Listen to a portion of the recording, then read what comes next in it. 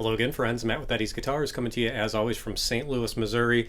And I truly have a once-in-a-lifetime instrument to share with you folks today. This actually comes in on a very, very lightly used basis. This is not a terribly old guitar, though it is a technically used guitar. This happens to be an absolutely jaw-dropping Preston Thompson OM-SBA in the 45 style, fully decked. Every box has been checked on this guitar. Of course, the OM in the title implies that it is a 14 fret orchestra model. It's a full 25.4 inch scale length, so standard scale length for most traditional orchestra model guitars. The SBA in the title is going to represent Shipwreck Brazilian and Adirondack. So in terms of the quality of tone woods, this is going to be off the charts in terms of what Preston Thompson offers. The Shipwreck Brazilian Rosewood is a fairly new thing that I've kind of had in my hands and had fresh on my ears here in the last few days. It's absolutely incredible wood. The short story behind the Shipwreck Brazilian is that a ship back in the 1920s leaving from Brazil was destined for Denmark and unfortunately sank. And these beams of Brazilian rosewood sat at the bottom of the ocean for over 80 years, and in 2004 it was recovered.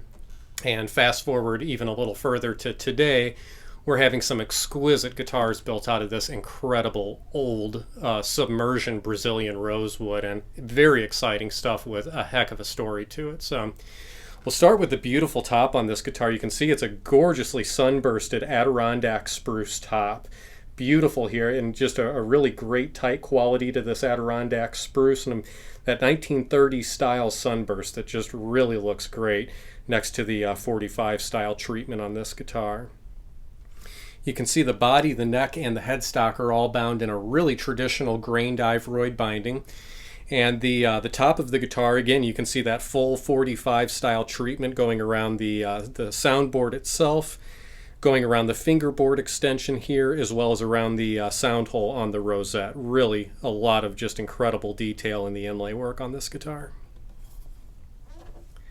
Back and sides, as promised, is a gorgeous set of perfectly quarter-sawn Shipwreck Brazilian rosewood. You can just see the drama in this back. Just gorgeous stuff. Those strong presence of reds there, especially in the center.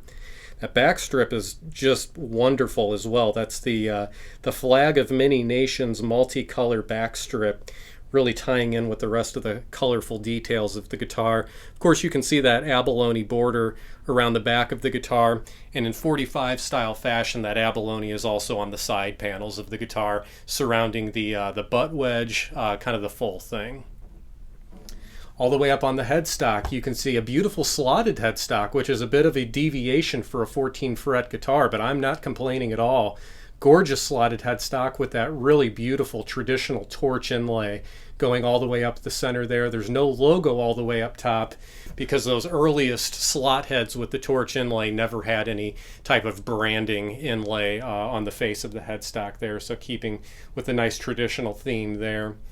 These are the fully engraved gold Waverly tuning machines, I think aptly tying the whole package together. This is kind of the highest end of what Waverly offers, and I think very appropriate for such a high-end instrument. You can see the beautiful ebony fingerboard here. You have the full 45 style snowflake inlay going all the way down the fingerboard there, just beautifully done. Nice colorful abalone and paua in there, just gorgeous stuff.